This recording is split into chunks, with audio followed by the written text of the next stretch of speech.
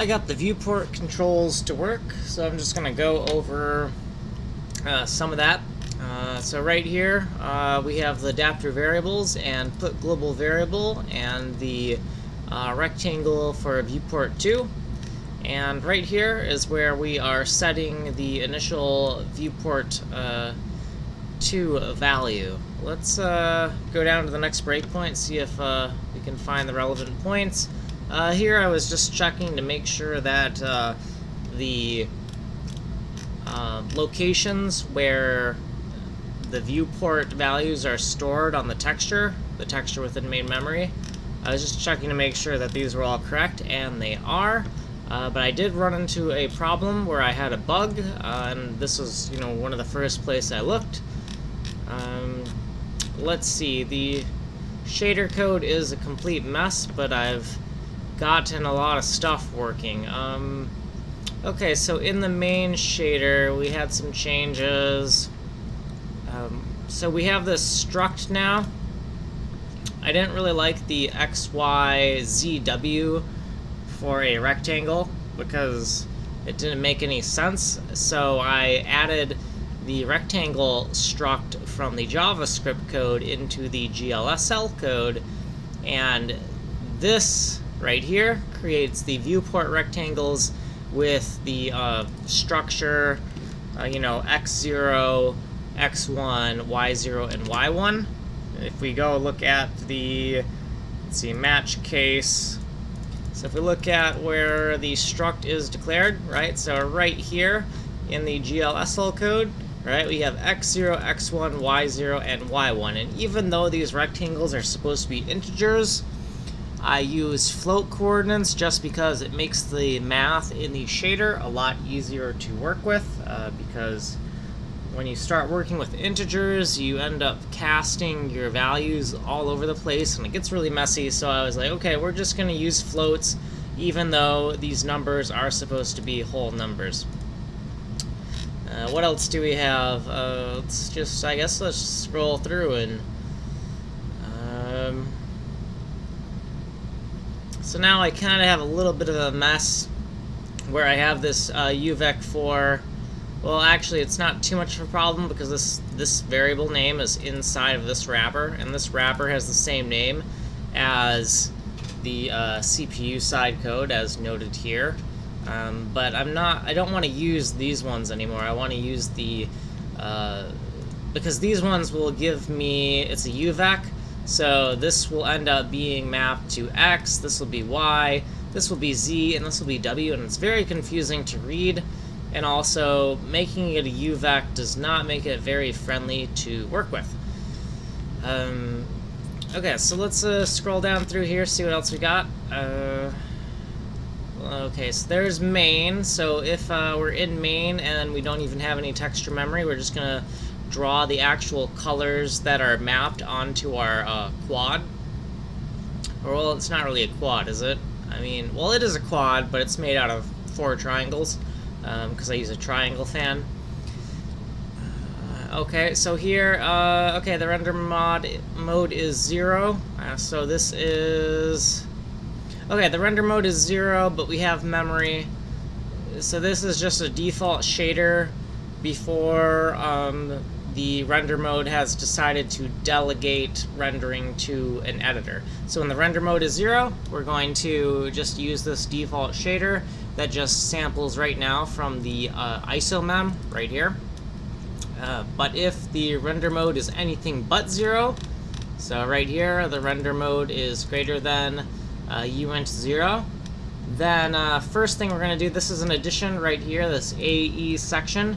These are going to be variables accessible to any editor, right? So before we get into any editor specific code, we're going to give them access to these rectangle structs that I created since the last video, and they will have the x0, x1, y0, and y1 coordinates, so it'll be proper. It will be the same exact, it'll read exactly the same as they do in the JavaScript side code, which makes it really easy to understand because we don't have to interpret between the GLSL and the JavaScript. Like, all the values and tokens are the same. which makes it a lot easier to comprehend.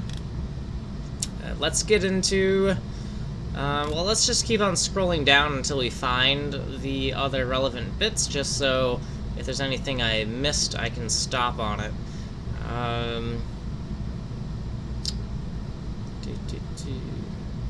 Nope, that doesn't look. Put picks, exploit. Yeah, this is getting kind of big. Nope.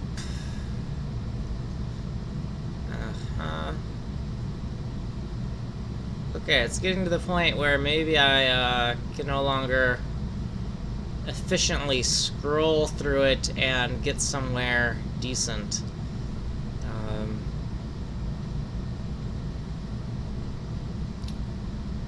So these rectangle functions, so far they seem to be working alright, because now I'm able to move around in the shader code, like pan and zoom. But I haven't tried the bounded versions yet.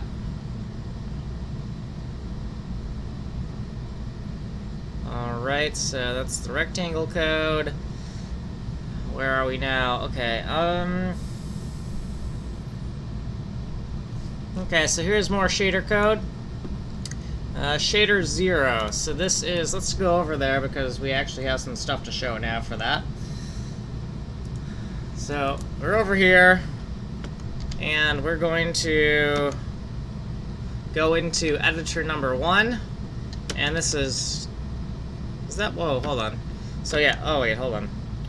Plus editor 1, and this would be, yeah, so this is shader 0, this is shader 1. So we're in editor 1, and this is shader 0, this is shader 1, and now shader 2 has a Mandelbrot in it. Isn't that nice? So, but let's look at the shader 0, since that's what I had on my screen there in the code. So over here, this is shader 0, which just tells us what is inside of the subsection of the master memory that is storing our texture encoded uniforms. And in this, now if we press like the plus button, plus will zoom in and minus will zoom out. And you'll notice that down in that bottom left-hand corner, you can see one of those squares is kind of changing color. You know, it's going from black to gray, like right down, right, if I use my mouse, right, this area right here, right, it's changing color, changing color, changing color. So the reason for that is this section right here is these are the 4 pixels where I am storing Viewport 2. Viewport 2 is the viewport I decided to use for zooming in and out of frag chords. So for any shader that uses just raw frag chords for its logic, I will use VP2 to zoom in and out of the data, or zoom in and out of the frag chords. VP1 is meant to actually zoom in and out of an actual bitmap in memory. So it's going to zoom in and out of probably a section on the master memory. And I wanted to, they seem different enough that I want to not share them. I want to have one viewport for, you know, going in and out of frag chords, and then another viewport for going in and out of the tile map data that is within the bitmaps in memory. Okay, so let's go back to the code. So what is new here? So we have a whole bunch of stuff. So this ZP section is for zoom and pan, and it's pretty long here, but all we're doing is doing some transformations so that the Viewport 2 coordinates has influence on the normalized color or normalized coordinate right here. So this testbed shader underscore normalized coordinate or normalized color, this variable right here, we are now manipulating it. So this is quite a mess right now. This is it right here, and then there's a whole bunch of viewport transformations here to get this working. And if I actually have the kind of like the raw JavaScript kind of math that I did to get this working. So the first thing I wanted to do is just prototype it up in JavaScript to make sure that I knew what kind of, just to make sure that I have the logic correct, because making mistakes in GLSL code, it's going to be much harder to debug problems, so I wanted to make absolutely sure the math was correct in an environment that's a little bit easier to work with. So here is the entire OpenGL viewport. So this right here represents viewport canvas or viewport client, whatever you want to call it. It's the entire range of all the GL frag chords. This is our on-screen viewport, our viewport 0. So this would be like one of those gray bars or gray outlines you're seeing, and this is the actual like content. So you'll notice here how there's that dark gray border. That is represented in this diagram by like here and then over here. Right here is viewport 2, and this is that viewport that's responsible for zooming in and out and panning over the data. When it is exactly the size of viewport canvas or viewport client, then you have absolutely no transformations to the data, there's no zooming, and there's no panning. Now, if we shrink viewport 2 but keep it centered within viewport C or viewport client or viewport canvas, whatever you want to call it, well, then we're just going to have a zoom. And if you move, like offset viewport 2 from this location, from being completely centered on viewport C, then you get a translation of the data. So there's a nice little diagram explaining kind of like what that's all about. I did a more concise explanation on my other channel. There is a lot of math and whatnot and explanations for how this works, but I'm tired of explaining things. Yeah, because I don't... First of all, my content really isn't concise enough to be of, I don't know, good enough quality for, I don't know, anyone to watch it, and I just don't feel like explaining all of this again. Maybe I'll be... Okay, let me just explain a little bit of it, because we haven't even hit 30 minutes.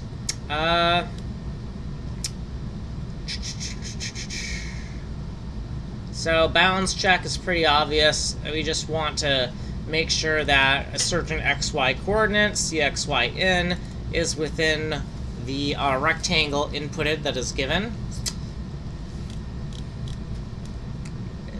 So there's a naming convention that took me kind of 2 hours to come up with. Yes, embarrassingly long. I took like 2 hours to like code up these names. So this is viewport 0, and this is Maverick, and this is output. So Maverick just means that it is the opposite of normalized. So if your frag chords are Maverick coordinates because they are integer values that are like stretching the actual screen coordinates. So they are non-normalized. So they are non-conforming. So I just gave them M for Maverick. And it's nice because M and N are right next to each other in the alphabet. So that is also extra bonus. It's kind of weird, but you know, I've been sticking with it for a few years now to use M for non-normalized, Maverick for non-normalized, and I'm just going to keep on doing that. So then you have N for normalized, and you have a normalized output and a normalized input right here. So N for normalized, O for output, VPC, so this is viewport canvas, right? VP0 is viewport 0, VP2, viewport 2. You get the idea. So just a very consistent naming convention, and that's the other benefit of, you know, giving my viewports just numbers and then in the documentation, kind of saying what those viewports are responsible for, because it'll be a lot easier for me to just add more of these variables and still maintain consistency. Whereas this viewport C already has been wreaking havoc with some of the consistency or apparent consistency of the code. But that's okay. I'm not going to have any more lettered viewports except for viewport canvas, because viewport canvas is special. So therefore it is so special that it gets a letter instead of a number. So this right here is testbed shader normalized coordinate or color. Then we have the rectangles that we're actually going to do transformations with. So you'll see rectangle viewport canvas, rectangle viewport 0, and rectangle viewport 2. And you'll notice these coordinates right here, all these coordinates are loaded with the values that are actually in the diagram. So, right, so viewport canvas has a 0 to 10, I believe.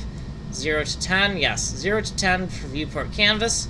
But then the viewport 0 is 1 to 9, and then the viewport 2, we have, it's kind of off-centered, so it is 6,5 to 8,7. That should be about right, so 8,7 I said for that. Yeah, so 6,5, 8,7 right here, in here. So the idea is that as we are writing this logic to test out the code, we can see if our little test perfectly matches what this diagram says should happen. So you notice here we got this 0.6, 0.7, and 0.8. Those are the values that this viewport here in this position should be sampling out of the GL frag chord range. So anyways, if we go down here, way down here, you'll notice that I have actually created my own GL frag chord variable within the JavaScript, and I am going through 0 to example span on this range, so it's just a for loop. And if we look at what example span is, it is 11. And 11, if we go up in our diagram, we have, right, so 0 to 10 is 11, so it's the length, right? So if we go 0 to less than example span, we'll get 0 to 10. So it's going to loop through all of the coordinates represented in this diagram. And then we'll see if we get out the values we expect. You'll notice that this is not completely on the midline. That is very intentional, because then we can have different values for the X and Y outputs, which means we'll catch any transposition errors we may have accidentally put in the code. And we also get a little bit more robustness in our test to, see if everything is working as expected. Now, it's not a fully comprehensive test, right? Because we're only going to test this one rectangle, and we're not going to, move it over here and test it, and move it over there and test it. Nope, we're just going to test it right here. And honestly, that's like 99% of the time, that's going to be enough of a test to write.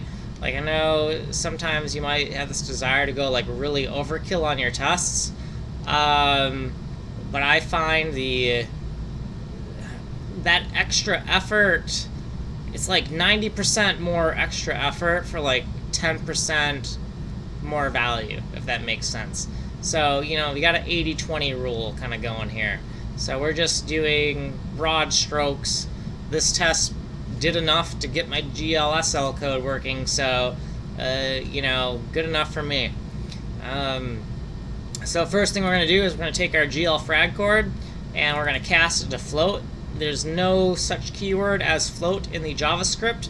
I just did this, right? So it's a fake cast. The idea is to get this code to look kind of similar to what the GLSL code is going to look like. So this is viewport C, Maverick coordinates input, and the X and the Y.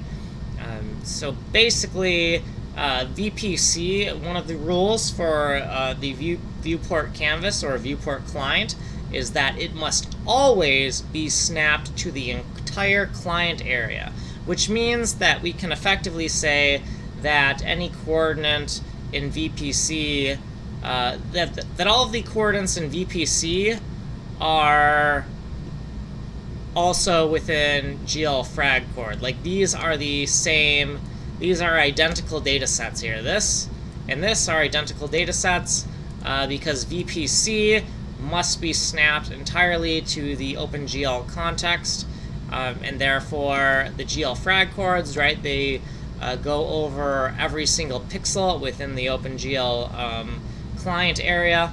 So this association is perfectly valid to make. Of course, you could have a bug in your code where, for whatever reason, viewport C is not snapped to the GL viewport, but that would be a bug. I am going to be very rigid with this constraint, and I'm just going to say the way it's supposed to be is this viewport is supposed to be snapped to the context, just because it gives me, you can't really think about something unless you put a name on it. So this is my way, VPC, viewport C, is my way of putting a nice, concise name on the range for the GL frag chords. Because then I can kind of manipulate that idea and play with it in my head. So we're going to use similar logic that you've kind of seen before. If the pixel is not inside of the on-screen viewport here, right here, if it's not inside, then we would draw like a gray region. But we don't even care about that right now because we are just trying to solve the stuff down here. So we just, put a little footnote here because that doesn't matter. We're just doing the stuff that matters for getting these transformations into our GLSL code. We have a little table here. So we have, I think, well, I kind of went over this, but now here's a more explicit table of is it a normalized coordinate? Is it a maverick coordinate? Is it an output? Is it an input? They are all viewports, but some is viewport 0, some is viewport 2, and some is viewport C. And so all of these variables, very terse, but they actually have 4 bits of information, right? You got viewport, you got the number that the viewport is, you got the type of coordinate, like the units, right? Are they normalized units, or are they, are they normalized units down here, or are they maverick units here? And then is it an input or output variable? So yeah, you got 4 bits, right? So you only got like 4 bits out of 7. This is a very terse variable, a lot of information here, but that's kind of like how I like it. So now there is a lot of redundancy in this formula because I want to be very explicit and very long-handed because the goal is to make the code correct. We're not going to worry about optimization, we're just going to make this code correct. So therefore, viewport C, maverick coordinates in, is going to be assigned to viewport 0, maverick coordinates out. So you notice that there's absolutely no transformation here, and we have a little bit of a note here, right? Because viewport 0 is a subregion of viewport C, then all we need is a simple assignment, right? We've already determined that the current coordinates for viewport C is within the viewport 0. So we already know that we have valid coordinates to work with. We can just do a simple assignment. If we did not have valid coordinates here, then we would be in this section here. So we are good to go there. Right here I have a little note, output becomes input, and this is a common step I use in multiple places. You'll see it highlighted in these little places here, and that is just a shuffling around of the names so that it's easier for me to think coherently about what's going on, right? So all I'm going to do is take the, so this is viewport 0 maverick output, and this is viewport 0 maverick input, right? But now I can take this input and I can plug it into my formula down here, and then I have a little note of which one is the input, and then I have a little note of which one is the output. And I swear I made like a helpful little, so here's actually the formula for mapping the coordinates And did I have... Yeah, this is, yeah, I renamed them so that I could, I'd have something that would be nice and easy to reference, where I can just take the viewport name that is the input here and replace it, and then for everywhere where it says out, I can take the output viewport name and put that there. And since the coordinates and the viewport names have the same viewport identifier on them, I can just swap these out, and I don't have to worry about if this input variable is a viewport or if the input variable is a coordinate, because all the names are consistent enough that it can be a very easy find and replace just to get that code in place, just because it's very easy to make a mistake when you are doing, math. So having little snippets where I just find and replace to get it working is nice. So you'll notice INN and out, as you saw in the formula above, because I made these notes here before I did a find and replace here to create these formulas, and they work pretty well. So I think I went over this kind of logic before. I can try to explain it. So right here is the actual width minus 1 of viewport 0, right? Is that correct? That is wrong. That is a lie. This is viewport 0, and it's been zeroed out, and then we put it over the width minus 1 of viewport 0. So effectively, this is a percentage. Then once we have the percentage, we are multiplying it by, let's see, we are multiplying that percentage by the width minus 1 of the other viewport, right? So we're transforming the coordinates from one coordinate space to another, but we haven't applied the transformation though. So this effectively, right here, we've properly scaled the coordinates, and then we need to apply an offset here to make sure that the coordinate has the correct origin. And we do that for both the x and the y. And now we have the coordinates in terms of viewport 2. So we took viewport 0 coordinates and inputted them into this formula, and then we spit out viewport 2. So VP0 to VP2. And if we go up here, so we're talking VP0 coordinates to VP2. Remember that. So we are basically scanning through every single coordinate that should be displayed on the screen, and then we're squeezing it into here with the correct offsets. Is that correct? I'm not sure that's correct. Well, I know the math is correct, but I'm not sure if I'm explaining that correctly. Yeah, because there does need to be an offset, because if we don't apply an offset, then instead of this rectangle being here, it will end up being, all the coordinates will end up here, right? So you need the offset because you want all the coordinates, you want all these coordinates to map into here, and without that plus at the end of the formula, you will end up with a group of coordinates over here. Okay, so now that we have that, let's go back down to the VP2, where we have, okay, so this formula here is what we just went over. Do a little bounds check, make sure that so far we haven't screwed anything up, which actually every single one of these bounds checks that I put in here was triggered when I was creating these formulas, so it was good to have them there.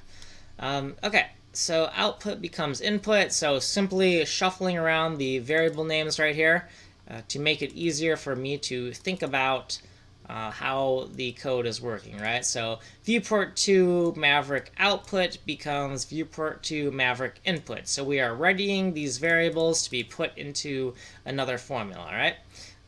So you'll see right here we have another simple assignment, right? So I have all these comments, and all it is like a simple assignment, right? But notice that with a good comment, even though this is a lot of comments, so you might think it's a bad comment, but with a good comment, you're going to explain why you're doing something, right? So the comment doesn't just simply say, oh, assign this to that. We're going to say, why are we doing this? Like, why are we doing all this redundant assignment? What is the purpose of it? So, okay. So yes, we're using Viewport C again. The formula is just an assignment because VP2 is a subsample of VPC. So I think that's a pretty nice explanation of why all of this behavior is just a simple assignment. Then we'll do a bounds check, just to be safe. This one might have not gotten tripped unless I forgot to put the correct X's and Y's and match them up or whatever. So output becomes input, same as usual. We're just taking the coordinate and we're putting it, or we're readying it to be used as an input. Now you notice that unlike other ones, this name is a little bit irregular. And the reason for that is we already have a variable Viewport C Maverick input. We already used that earlier in the formula, and so we need another one. Because if we overwrite it while we're looping around, well, first of all, Viewport C, the actual Viewport C is not supposed to have its values changed at all. So we just had to make another one to avoid some variable collision. That's why this variable here is weird. So this is I guess a manipulated Viewport C coordinate. So after we have the manipulated Viewport C coordinate, we have one more somewhat complicated formula, but it's not really that complicated. It's just taking the non-normalized Viewport C coordinates and turning them into a percentage, right? So you just take the coordinate and you subtract the origin from it to get those coordinates in terms of a 0, 0 origin, and then you divide by the length of the side of the viewport, and then you have a normalized coordinate. Well, this isn't really the length of the side, this is actually the length minus 1. It may look like the length of the side, but it is specifically the length minus 1, alright, because if you have, say, x1 and x0 are on the same pixel, well, that would be, say, 0 minus 0, which is 0, but you know the length would be 1, correct? So the length represented by these 2 points is 1, but we want to subtract 1, so basically the plus 1s and minus 1s just cancel each other out, and so this is length minus 1, even though you don't see plus or minus. Even though you don't see a plus 1 or a minus 1 in this formula, it's because the plus 1s and minus 1s cancel out. So this right here is actually the length of the side minus 1. So anyways, right here, that is Viewport C normalized output. So same thing, we're going to shuffle around the coordinates a little bit more. Viewport C normalized output becomes Viewport C normalized input. And then we're going to assign to the actual variable that I've been using in my testbed shader code, right? Just for completeness. Like, I want it to be a completely mindless refactor where I just cut and paste chunks of code into the GLSL shader and it just works. And so we just do a simple assignment right here. And then to top everything off, we're going to make sure that these coordinates are within the proper range as specified by the diagram. So you see this 0.6 and 0.8 and 0.5 and 0.7 that the coordinates should be between. And if we go up here, way up to the diagram, we see that 0.6 and 0.8 and that 0.5 and 0.7 right here on the diagram. So this, so when I had to actually edit the GLSL code, it was pretty much a straight find and replace. There's a little bit of reworking that had to be done, and that was kind of an annoying refactor, but it would have been a lot harder to refactor the code if I hadn't have had all this groundwork where it was almost a complete cut and paste with just a little bit of reworking. And the reworking is kind of obvious from all of the stuff, right? So this code, right, you might notice that this looks kind of familiar, right? It was just cut and paste, a little bit of reworking things, right? Like, since it's no longer JavaScript and it's GLSL, you know, I had to put the correct types around everything. But pretty mindless refactor, you know, a little bit of syntactical stuff. You notice that this looks like hell over here because I was debugging, trying to figure out why my coordinates weren't working, and it turned out that I wasn't correctly setting rectangle VP2, rectangle viewport 2 within my JavaScript code correctly, because JavaScript sometimes will not complain if you load a variable with the undefined value, and even if you're in a strict mode, that is the case. So yeah, sometimes you just have undefined values running around in your code and you don't know why things are broken, because even in strict mode you aren't getting any complaints. I'm going to stop recording. We're at 36.